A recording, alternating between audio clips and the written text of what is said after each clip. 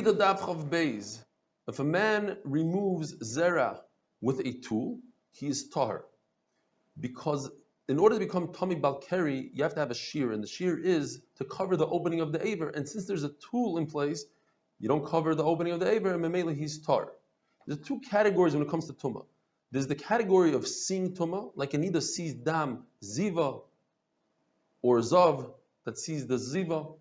And then there's the category of touching, Nigia. We are saying that Keri, Zera, is the category of Nigia. Why? From the fact that it has a shear. We know that Niddah Ziva doesn't have a shear, it's even Kolshu. So it tells us that it's the category of Nigia. Now, if a person is a Zav, he has to wait 7 clean days, and he's waiting 7 clean days. If during those 7 days he sees another Ziva, it undoes everything he waited. He has to start over, counting another 7 days. Let's say he touches a sheretz. That doesn't do anything. It doesn't undo anything. So what happens if he sees zera during those 7 days? It's in the category of touching. Maybe it should be like a sheretz. The answer is no. From the fact that the zera might have a small particle of ziva within it, that gives him tumah of ziva, and it undoes his ziva days. Now, it doesn't undo all 7 days like as if he saw real ziva. It undoes 1 day only. Why is that? It's exeris hakasav. By Niddah it says, Ki yazuv zoiv dama. Her blood flows. Says the Gemara, it's not literally. The Torah is just talking how it usually happens. But even if a woman expels a solid piece of dam, she's still tamei niddah. The Mishnah says that if a woman miscarries something that resembles hair or a peel or a piece of dirt, a bug, what you do is you take that piece and you put it into water. If it dissolves in the water, it's a raya that we're dealing with dam, and she's tamei.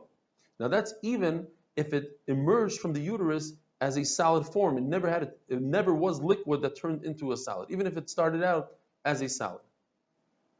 Now if you don't do the check with water, then we're going to say that it's a bria b'fnei atzma. It's not dam at all, as we see in 2 stories that are very similar. There was a woman who would miscarry the shell or the peel of something, and there's another woman that miscarried here, and they went to the Chachamim. The Chachamim said, let's go to the doctors. Let's see what they say. And the doctor said it's an ailment within the intestines that causes this. And how do we test this? You put it in water. If it dissolves, it's dam niddah. And if it doesn't dissolve, then it's a bria b'fnei atzma, and it's not mitame. According to Rish Lakish, what kind of water do you use? You use warm water. According to Rish Gamliel, you don't have to use water. You could just try to crush it with your nail. The difference between Rish Lakish and Rish Gamliel would be, in a case where you push hard and you get it to crack, according to Rish Gamliel, that's still considered dam. According to Rish Lakish, that's not dam. The halacha by sheretz is mitama as long as it has moisture to it. So if it became hard, what you do is you soak it in water for 24 hours, and you see if the moisture returns. The Gemara has a suffix and remains with the teiku. Do we say the same halacha by dam? Do you let it soak for 24 hours? The Mishnah says that if a woman miscarries something that resembles a fish, or a grasshopper, or shkatzim v'remasim, it depends. If it's accompanied with dam, then she's like a regular niddah. And if not, she's tahar.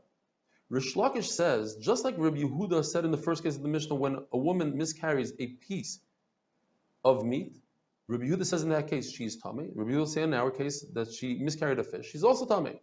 Says Rabbi Yochanan, no. When it comes to a piece that doesn't resemble anything, then we could say that it's blood that congealed. But when it resembles anything, even a fish, then it's not logical to say that it's a blood that congealed. Rather, we have to say it was some sort of creature that she miscarried. Now, according to the other lashon that we had yesterday, that the whole machlokes between Rabbi Yehuda and Chachamim is whether the uterus can open and expel something without having dam at all. So over here, even Rabbi Yochanan would agree that Rabbi Yehuda holds that she is tamei because it came out with dam.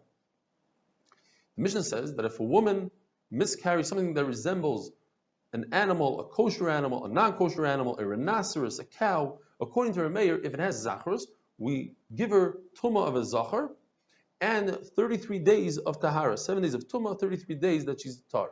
If it's in a keva, 14 days of tumah, 66 days of tahara. And if it's unknown, let's say it's a tumtum, so she gets the chumras of both. You give her 14 days tumah of an akeva, and only up to day 40, which is an additional 26 days of Tahara.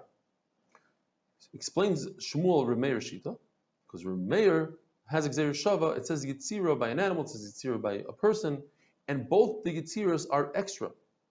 They're not needed, and they come to teach us the Gzeir Shava. So that's considered a Gzeir Shava that's mufna, there's extra. Both psukim are available on both sides of the limud, on the side of the human being and the side of the animal. That's a Gzeir Shava that we learn, and you can never answer any answers. You can't try to refute it at all.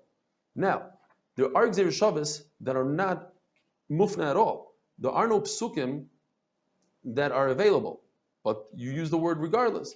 In that case, we have machlokes. Rabbi Shmuel holds you don't learn such a Gzeir Shava at all. Rabbi Elazar holds you learn such a Gzeir Shava. And if the Gzeir Shava only has one of the two sides that's available, so Rabbi Shmuel holds that you learn such a Gzeir Shava and you don't answer, you don't refute it.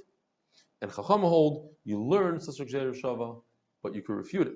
According to Rabbi Shmuel, the difference would be what's more important. If you have a Gzeir Shava with one sad, you would try to use that over Gzeir Shava with, or according to Chachamim, Gzeir Shava with no tzdadim and Gzeir Shava with two tzdadim is better than Gzeir Shava with one sad. Have a wonderful day.